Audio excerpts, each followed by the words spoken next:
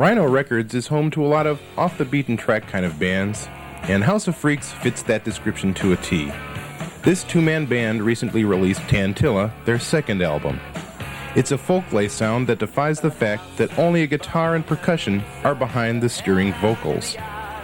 We met with Johnny Hott and Bryan Harvey at Rhino's offices to talk about their album and road experiences. Okay, we're here with Johnny Hott and Bryan Harvey, the entire makeup of the House of Freaks. Welcome. Thanks for coming. You came. We didn't come. This is our record company. My first question I wanted to start off. This is your second release. Were you worried about a sophomore jinx type of effect happening? Were you worried that you might not be received as well as you were on your first album? No, because we weren't really received that well on our first album. Certain elements critically we were received well, but in terms of public awareness of the band, not too many people knew about us. So, it's a combination of a lot of different things.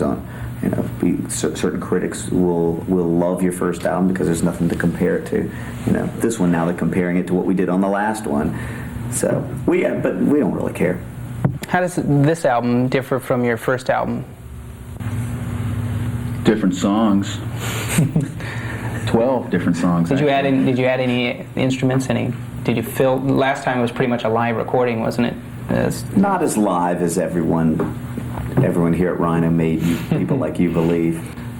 But they said it was just two people on there. But yeah, okay, two guys playing all the instruments. But Johnny played percussion, and I played acoustic. We played some piano. There was a little bass on that first record. It was just produced slightly different. We added organ this time. Johnny played marimba. I played banjo. Played a little mandolin. Chrome horn. Bazooka. What else did you put on there? Put the dreaded sack butt. We had that on there. The reback I played. That's right, and the pillow. We had a pillow on it. But it was basically just the two of you still. But sitting on the pillow. Where'd you get the name Tantilla? Where does that come from? It was a club in Richmond, an old dance hall, that was demolished in 1969. Richmond, Virginia, being our home, and we liked the sound of the word. How were you received when you returned back to Richmond after your first album and the supporting tour? Not like celebrities. No, one of the reasons that we like it there, being back there, is because it's not really that type of thing. I mean, people know who we are. They knew who we were before we left. And, some people that hadn't heard of us probably think, other things like the celebrity deal. But no, it's just our home. We're just normal guys. Some people hate us, some people like us. Is it a small town atmosphere? Yeah, pretty much. Sort of. It's not a small town. Right. But and you can bump into people you know on the street. Yeah. Oh, yeah.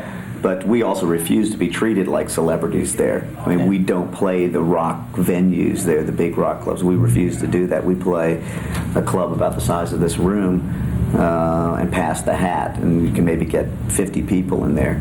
And a lot of times we don't even do House of Freaks shows there. We play with Johnny's dad's country band there because it's the one place in the whole country where we can be treated as something other than House of Freaks. I see. Because we're playing for friends. I mean, we can play for strangers every night of the year away from home, but at home we can play for and with friends, and that's what we would prefer to do in Richmond. Well, leading into your new video, Sun Gone Down, I was going to ask where was that shot and where did the idea come from? The musical idea started off as Johnny's, and then we wrote the rest of the song together. Kind of came up pretty quickly. It's one of those 3-minute songs that we wrote in 3 minutes. I think it's 3 minutes exactly. You take 3 minutes. Yeah, what you want to do is write a song and arrange it in the same amount of time that it takes to play it. 3 minutes is our goal.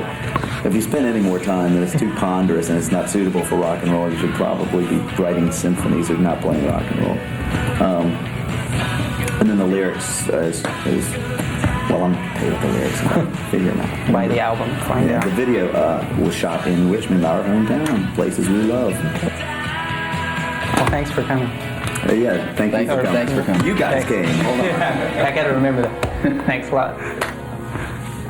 Are we gone now?